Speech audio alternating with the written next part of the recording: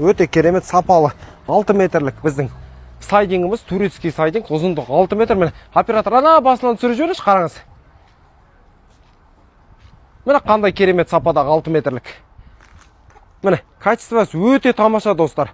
Сынып кетпейді, майыспайды. Мына жақыннан келіп түсіріп жіберіңіз, мына жағынан. Міне қолыммен басам. Міне барлық күшімен басып тұрмын достар. Міне қараңыздар. Міне достар. Ешқандай жерде саусақтың ізі қалмайды. Талшынасы 2 мм болады. Күнге ойнамайды.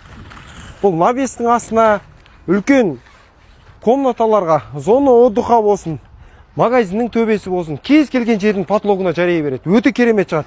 Және үйдің, гараждың, навестің кіршалары, карниздеріне де қолдансаңыз болады.